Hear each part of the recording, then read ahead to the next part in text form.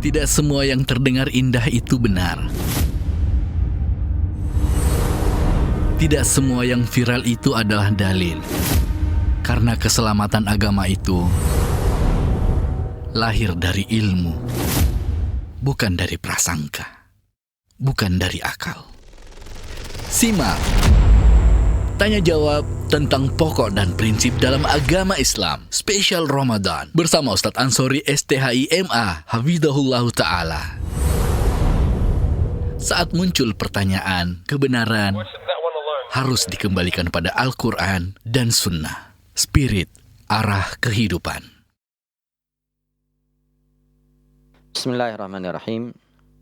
Assalamualaikum warahmatullahi wabarakatuh. Innal hamdalillah nahmaduhu wa nasta'inuhu wa nastaghfiruh wa na'udzu billahi min syururi anfusina wa min sayyiati a'malina. May yahdihillahu fala mudilla lah wa may yudlil fala hadiya lah.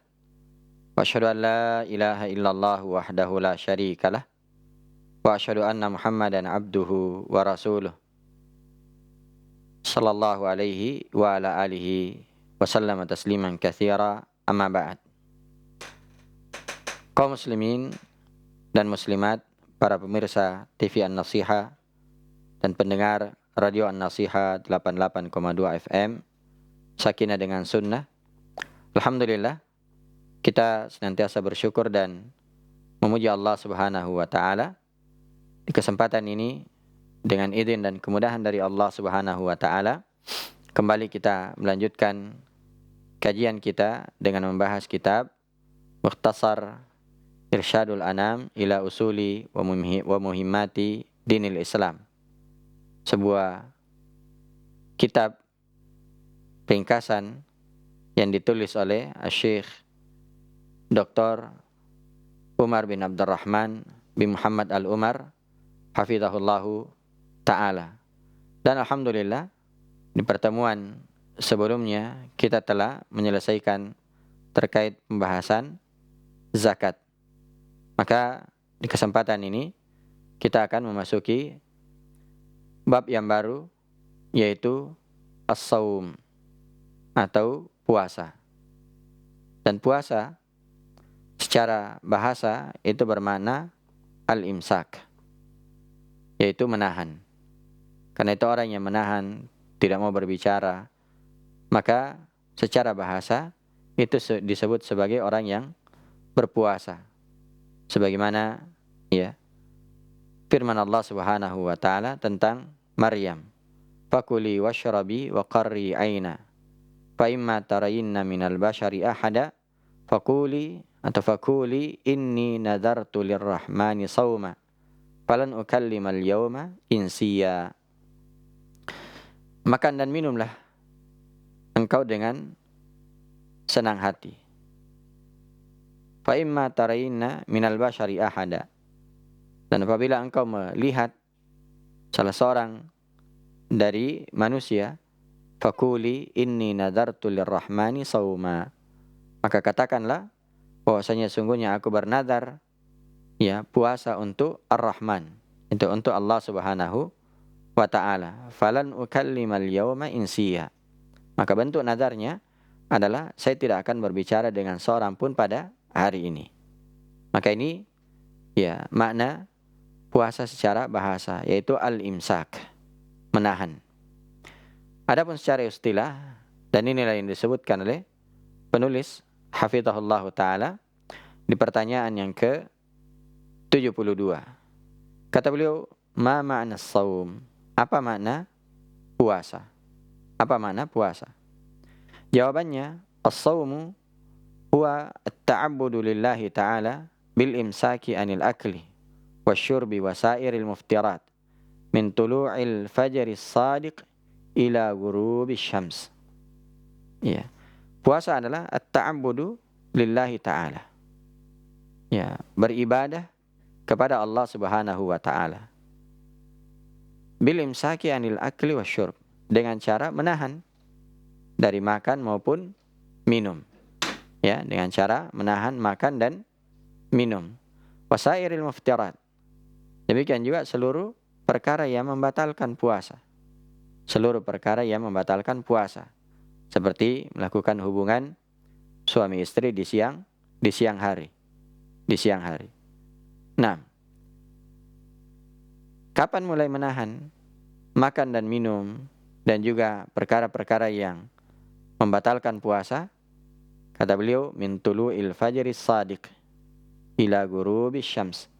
Mulai dari terbitnya fajar shadiq sampai terbenamnya matahari. Karena fajar itu, kata para ulama, ada dua. Ada fajar kadzib, fajar dusta, dan ini munculnya di tengah malam. Dan yang kedua adalah fajar shadiq. Kalau fajar kadzib, namanya fajar kadzib, ya dusta, ya karena dia hanya muncul, setelah itu hilang. Dan dia biasanya bentuknya vertikal, membelah langit. Adapun fajar shadiq dinamai fajar shadiq karena dia jujur, semakin lama semakin terang. Semakin lama semakin terang. Nah, maka seorang mulai menahan, tidak boleh makan, tidak boleh minum, tidak boleh melakukan hubungan suami istri, itu ketika terbit fajar shadiq. Dan fajar shadiq itu terbit ditandai dengan adzan subuh. Ya, ditandai dengan adzan subuh atau masuknya waktu subuh. Karena itu menahannya bukan 5 menit atau 10 menit sebelum terbit fajar shadiq. Sebagaimana di sebagian masyarakat bahwasanya katanya kalau sudah bunyi sirene ini atau ayam berkokok atau tanda-tanda yang lainnya kemudian diistilahkan dengan imsak, maka tidak boleh lagi makan dan minum. Padahal sebenarnya seorang itu menahan tidak makan dan tidak minum itu ketika sudah terbit fajar shadiq, dan itu ditandai dengan masuknya waktu subuh. Nah, ini definisi puasa. Kemudian kata beliau, pertanyaan yang ke-73, mad dalilu ala wujubi shaumi syahri Ramadan? Apa dalil yang menunjukkan akan wajibnya puasa di bulan Ramadan? Apa dalil yang menunjukkan akan wajibnya puasa di bulan Ramadan? Kata beliau jawabannya, ad-dalilu ala wujubi shaumi Ramadan qaulullah ta'ala ya ayyuhalladzina amanu kutiba alaikumus shiyam kama kutiba alal ladzina min qablikum la'allakum tattaqun ila qaulihi ta'ala faman syahida minkumus syahra falyasum. Dalil akan wajibnya puasa di bulan Ramadan adalah firman Allah Subhanahu wa ta'ala, ya ayyuhalladzina amanu kutiba alaikumus shiyam. Wahai orang-orang yang beriman, diwajibkan atas kalian untuk berpuasa. Kama kutiba alal ladzina min qablikum, sebagaimana diwajibkan atas orang-orang sebelum kalian. La'allakum tattaqun, agar kalian bertakwa kepada Allah Subhanahu wa ta'ala. Agar kalian bertakwa kepada Allah Subhanahu wa ta'ala. Sampai pada firman Allah Subhanahu wa ta'ala, faman syahida minkumus syahra falyasum. Siapa di antara kalian yang menyaksikan bulan, maka hendaknya dia berpuasa. Di ayat tadi, ya ayyuhalladzina amanu kutiba alaikumus syiyam kama kutiba alal ladzina min qablikum la'allakum tattaqun ayyaman ma'dudat. Dan seterusnya sampai firman Allah, faman syahida minkumus syahra falyasum. Maka ini dalil akan wajibnya puasa Ramadan. Wajibnya puasa Ramadan. Dan puasa Ramadan itu pertama kali diwajibkan di tahun kedua Hijriyah. Dan sedikit di sini tentang firman Allah Subhanahu wa ta'ala, ya ayyuhalladzina amanu, wahai orang yang beriman. Kata Abdullah bin Mas'ud radhiyallahu ta'ala anhu, idza sami'ta Allah yaqul ya ayyuhalladzina amanu fa'ar'iha sam'aka. Wahai orang yang beriman. Kata Ibnu Mas'ud, apabila engkau mendengarkan firman Allah yang diawali dengan ya ayyuhalladzina amanu, maka dengarkanlah dengan baik. Karena yang datang setelahnya itu hanya dua kemungkinan. Apa dua kemungkinan itu? Fa innahu khairun ya'muru bih. Kemungkinan yang pertama adalah kebaikan yang Allah perintah. Aw syarrun yanha anhu. Atau kemungkinan yang kedua adalah keburukan yang Allah larang. Karena itu setelah ya ayyuhalladzina amanu, maka yang datang setelahnya adalah perintah atau larangan. Ya, atau larangan. Seperti dalam ayat ini. Setelah ya ayyuhalladzina amanu datang kutiba alaikumusiyam. Dan mana kutiba adalah furidah, diwajibkan. Ya, diwajibkan berarti diperintahkan oleh Allah Subhanahu wa taala. Diperintahkan kepada kalian, diwajibkan kepada kalian untuk berpuasa sebagaimana orang-orang sebelum kalian. Dan penyebutan orang-orang sebelum kalian ya, itu adalah tasliyah, hiburan bagi umat ini. Ya, hiburan bagi umat ini supaya mereka tidak merasa berat.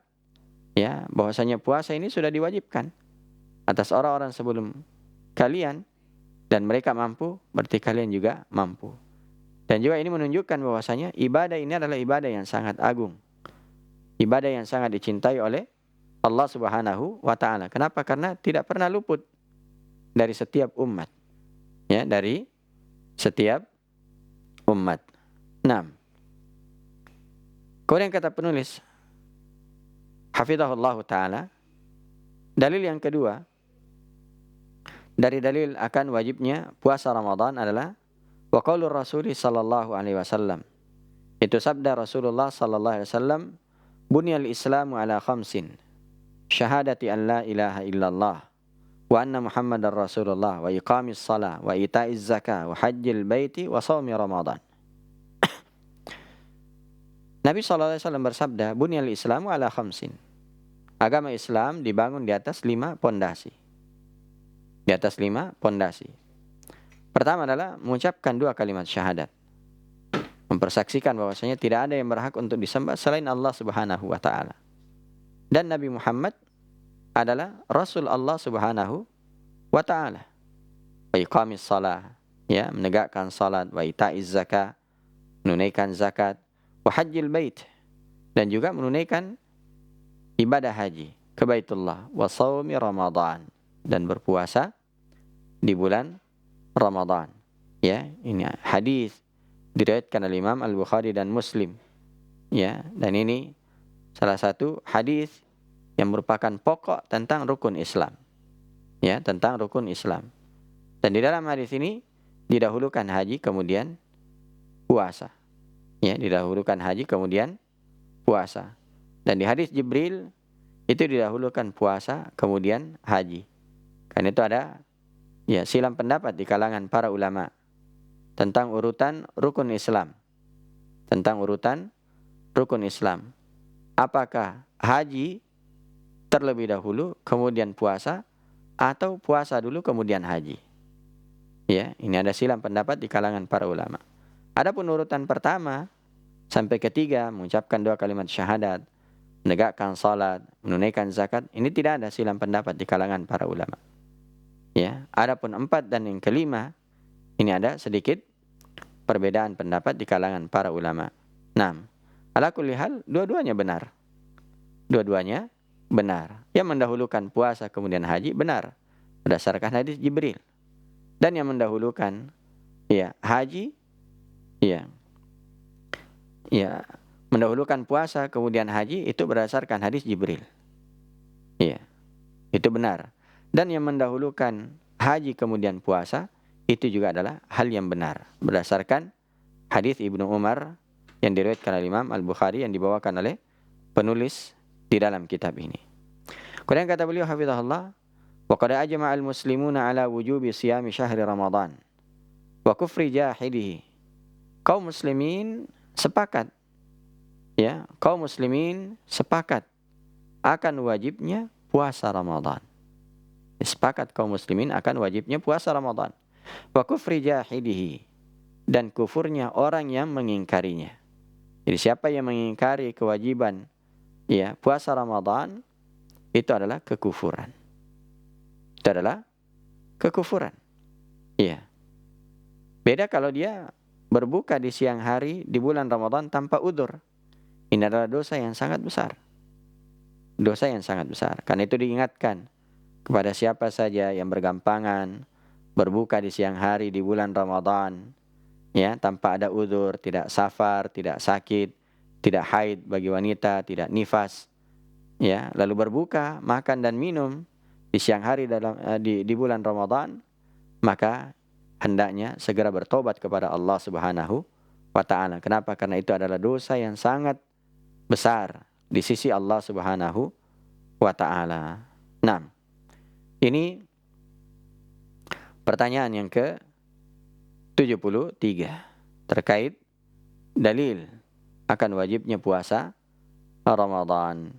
Nah, kemudian pertanyaan yang ke-74, kata penulis, ya, hafizahullahu taala, ma syurutu wujubis shaum. Apa saja syarat-syarat wajibnya puasa?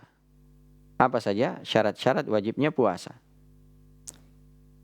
Nah, jawabannya, syurutu wujubis shaumi sittah. Syarat-syarat wajibnya puasa itu ada 6. Syarat wajibnya puasa ada 6. Wahia, ya, yaitu yang pertama al-Islam. Ya, keislaman. Keislaman. Ini sama dengan, ya, syarat wajibnya ibadah yang lain. Seperti salat, ya. Demikian juga, ya, zakat yang telah berlalu pembahasannya. Ya, demikian juga haji, ya. Maka dipersyaratkan keislaman. Dipersyaratkan keislaman. Karena itu para ulama sepakat bahwasanya, ya, la yasihhu siyam minal kafir. Tidak sah puasanya orang kafir. Jadi kalau misalnya ada orang kafir berpuasa, maka, ya, tidak diterima puasanya. Kenapa? Li'anna siyama ibadah. Karena puasa itu adalah ibadah.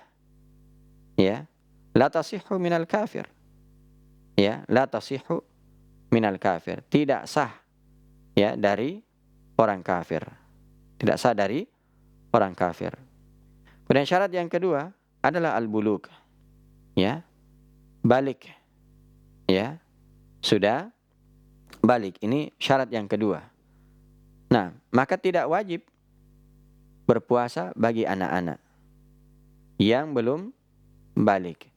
Hanya saja, ya, orang tua atau wali itu hendaknya membiasakan anak-anak mereka berpuasa sebagai bentuk pelatihan, ya, kepada mereka, sehingga nanti ketika sudah balik itu mereka tidak merasa berat. Walaupun itu belum wajib. Walaupun itu belum wajib. Karena Nabi SAW bersabda, rufi al-qalamu an thalathatin. Ya, pena itu diangkat dari 3 orang. Ya, pena itu diangkat dari 3 orang. Maksudnya perbuatan mereka tidak dicatat. Nah, salah satu di antaranya adalah, ya, artinya dosa mereka tidak dicatat. Salah satu di antaranya adalah, ya, yaitu wa anis sabi hatta yahtalim. Ya, yaitu anak kecil sampai dia balik, sampai dia bermimpi, sampai dia balik. Maka anak kecil itu tidak ada kewajiban puasa. Tapi sekali lagi, orang tuanya atau walinya hendaknya membiasakan mereka berpuasa. Nah,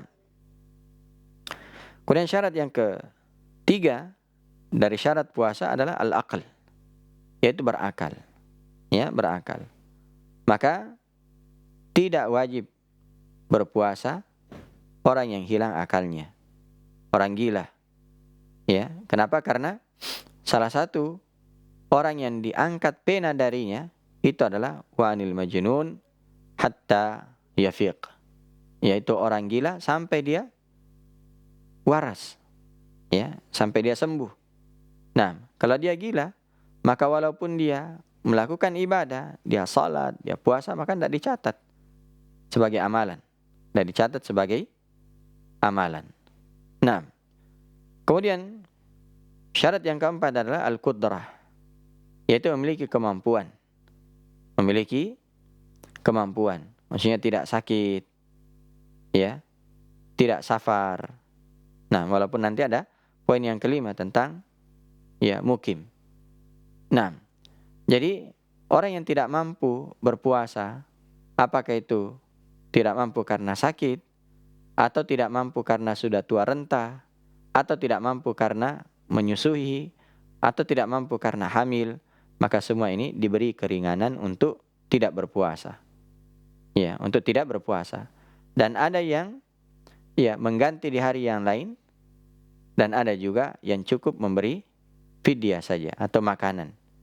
Ya, seperti orang yang sudah tua renta, tidak mampu lagi berpuasa, atau orang yang sakit, ya, sehingga tidak diharapkan lagi kesembuhan secara medis. Maka orang yang seperti ini dia memberi fidyah. Sebagaimana disebutkan dalam Al-Quran. Wa 'alal ladzina yutiqunahu fidyatun ta'amu miskin. Dan orang-orang yang tidak mampu menjalankan ibadah puasa, maka baginya adalah fidyah, yaitu dia beri makan kepada orang miskin. Adapun orang sakit, ya, adapun orang sakit dan dia diharapkan kesembuhannya, maka dia boleh ya untuk tidak berpuasa, namun dia menggantinya di hari yang lain. Nah, maka di antara syarat puasa adalah al-qudrah. Dia memiliki kemampuan. Kemudian syarat yang kelima adalah al-iqamah. Orang yang mukim. Karena itu tidak wajib berpuasa ya orang yang safar atau musafir. Apakah itu safarnya ringan atau safarnya berat, apalagi safarnya sangat berat. Ya, safarnya sangat berat. Nah, jadi kalau seorang itu safarnya ringan, yang penting dia safar, maka boleh baginya untuk berbuka. Boleh baginya berbuka. Misalnya dia safar, ya, naik pesawat, ya, atau naik mobil, dia cuma duduk-duduk, kemudian dia sampai, ya, maka yang seperti ini boleh, tetap boleh baginya untuk berbuka. Tapi kalau dia berpuasa itu lebih baik. Karena Allah Subhanahu wa taala berfirman, wa antasumu khairul lakum. Dan kalian berpuasa itu jauh lebih baik. Apalagi kalau misalnya dia khawatir nanti sulit untuk menggantinya di hari-hari yang lain. Maka berpuasa ya itu lebih baik. Tapi kalau dia berbuka, maka tidak boleh dicela. Ya, karena itu disebutkan ya bahwasanya Nabi SAW dan para sahabat itu pernah melakukan perjalanan. Ya, pernah melakukan perjalanan. Dan di antara mereka ada yang berpuasa, dan di antara mereka juga ada yang tidak berpuasa. Maka orang yang berpuasa tidak mencela orang yang tidak berpuasa. Sebagaimana orang yang tidak berpuasa juga tidak mencela orang yang berpuasa. Ya, maka ini ada dua pilihan. Boleh berpuasa dan boleh tidak berpuasa, apalagi kalau safarnya ringan. Walaupun hukum asalnya boleh dia baginya atau boleh baginya untuk berbuka. Nah, kemudian syarat yang ke-6 adalah al-khuluwu minal haidhi wan nifas. Ya, al-khuluwu minal haidhi wan nifas, yaitu ya kosong, bebas dari ya haid dan nifas. Ini tentunya bagi ya perempuan. Bagi perempuan. Maka tidak ada kewajiban ya, tidak ada kewajiban untuk berpuasa bagi wanita haid. Demikian juga wanita yang mengalami nifas. Dan kalau tahu dia berpuasa, maka ya puasanya tidak sah. Puasanya tidak sah. Karena Nabi SAW bersabda, "Alaysa idza hadat lam tusalli wa lam tasum." Ya, bukankah wanita itu kalau dia haid maka dia tidak salat dan tidak pula berpuasa. Tidak pula berpuasa. Padhalika min nuqsani diniha, dan itu tanda ya kurangnya agamanya. Ya, kurangnya agamanya. Nah, ini pertanyaan yang ke-74. Kemudian kita masuk pada pertanyaan yang ke-75, dan mungkin ini pertanyaan yang terakhir yang bisa kita ambil di pertemuan ini. Kata penulis, mal a'dharul mubihatu lil fitri fi nahari Ramadan. Apa saja uzur yang membolehkan seorang itu berbuka di siang hari Ramadan? Jawabannya, al-a'dharul mubihatu lil fitri fi nahari Ramadan arba'ah. Ya, udur-udur yang membolehkan seorang untuk berbuka di siang hari bulan Ramadan itu ada 4. Wahia as-safar. Yaitu yang pertama adalah safar. Ya, jadi ini sudah kita singgung sebelumnya bahwasanya safar, ya, safar bagaimanapun bentuknya, ya, ringan atau berat, maka boleh seorang berbuka. Boleh seorang berbuka, dan itu diantara, ya, rahmat dan kasih sayang Allah Subhanahu wa taala kepada hamba-hambanya. Demikian juga itu menunjukkan akan, ya, mudahnya agama Islam. Ya, akan mudahnya agama Islam. Allah Subhanahu wa taala tidak membebani satu jiwa di luar dari kemampuannya. Kemudian yang kedua, dari orang yang dibolehkan berbuka di siang hari bulan Ramadan adalah al-haid wa awin nifas, yaitu wanita yang haid atau yang mengalami nifas. Nah, jadi wanita haid dan wanita nifas itu dia tidak berpuasa. Ya, dia tidak berpuasa, tapi dia wajib untuk mengganti di hari-hari yang lain. Ya, dia wajib untuk mengganti di hari-hari yang lain. Kemudian yang ketiga adalah al-maradu awil kibar ma wujudil masyaqqah, yaitu orang sakit atau orang yang sudah tua ma wujudil masyaqqah, ya, yang disertai dengan apa? Berat. Adanya berat pada dirinya kalau dia berpuasa. Nah, jadi kalau seorang itu sakitnya hanya sakit ringan, mungkin flu, ya, atau cuma batuk-batuk sedikit, maka yang seperti ini tidak, ya, tidak boleh berbuka. Dia tetap harus berpuasa.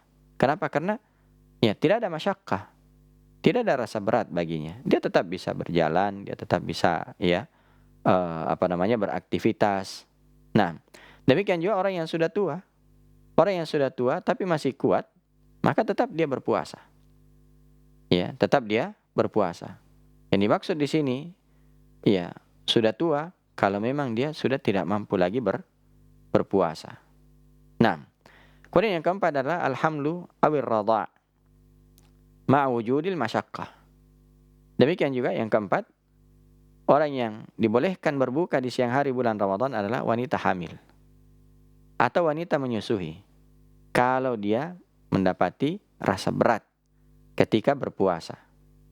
Adapun kalau misalnya dia hamil, kemudian dia konsultasi dengan dokter, dan itu tidak membahayakan dirinya, tidak membahayakan janinnya ketika dia berpuasa, dan dia masih kuat, dia tetap kuat untuk berpuasa, maka dia berpuasa. Dia berpuasa. Demikian juga wanita yang menyusui. Dia konsultasi dengan dokter, ya. Kemudian hal itu tidak membahayakan dirinya, tidak membahayakan ASI-nya, tidak membahayakan, ya, bayinya yang disusui, maka kalau dia berpuasa, ya, itu adalah hal yang lebih baik. Nah, karena tidak ada masyakkah pada orang tersebut. Jadi yang boleh berbuka itu kalau ada hal yang berat pada dirinya. Maka ini 4 udzur yang apabila ada pada seorang, maka dia boleh berbuka di siang hari di bulan Ramadan. Tapi kapan hal itu tidak ada udzurnya, lalu dia berbuka di siang hari di bulan Ramadan, maka itu adalah dosa yang sangat besar. Imam Az-Zahabi rahimahullah di dalam kitab beliau Al-Kabair, ya, beliau menempatkan, kalau saya tidak salah, di urutan ke-10 dari dosa-dosa besar, ya, dari dosa-dosa besar, ya, diantaranya adalah orang yang berbuka di siang hari di bulan Ramadan tanpa ada udzur. Bahkan disebutkan, walaupun hadisnya ada kelemahan, siapa yang berbuka di siang hari di bulan Ramadan tanpa ada udzur, maka dia tidak bisa mengqadanya walaupun dia berpuasa selama setahun. Ya, walaupun hadis itu adalah hadis yang lemah. Tapi seperti yang disebutkan oleh Asy Abdul Razzaq hafizahullahu taala, bahwasanya itu bisa masuk dalam, ya, sabda Nabi sallallahu alaihi wasallam, man amila amalan laisa alaihi amruna fahuwa raddun. Siapa yang melakukan satu amalan yang tidak berdasarkan petunjuk kami, maka akan tertolak. Ya, petunjuk Nabi SAW adalah berpuasa di bulan Ramadan. Ya, berpuasa di bulan Ramadan. Maka siapa yang berbuka di siang hari bulan Ramadan tanpa ada udzur, lalu dia berpuasa di hari yang lain, maka itu tidak akan diterima. Wallahu ta'ala a'lam. Mudah-mudahan ada manfaatnya. Yang benarnya itu adalah kebenaran dari Allah Subhanahu wa ta'ala. Adapun yang salah, maka itu adalah kesalahan dari diri saya dan dari syaitan. Karena itu kita memohon ampun kepada Allah Subhanahu wa ta'ala. Subhanakallah bihamdik. Asyhadu an la ilaha illa anta astaghfiruka wa atubu ilaik. Wa akhiru da'wana anilhamdulillahi rabbil alamin. Assalamualaikum warahmatullahi wabarakatuh. Semoga yang samar menjadi jelas, yang keliru diluruskan, dan yang benar diteguhkan. Demikianlah tanya jawab tentang pokok dan prinsip dalam agama Islam spesial Ramadan bersama Ustadz Ansori STHIMA Hafizahullah Ta'ala. Untuk terjemahan kitab ringkasan tanya jawab dapatkan di marketplace kesayangan Anda di Lapak Santri atau melalui WA di 0811 460 3600. Agama ini dibangun di atas usul yang kokoh, bukan asumsi, bukan pula perasaan. Spirit, arah kehidupan.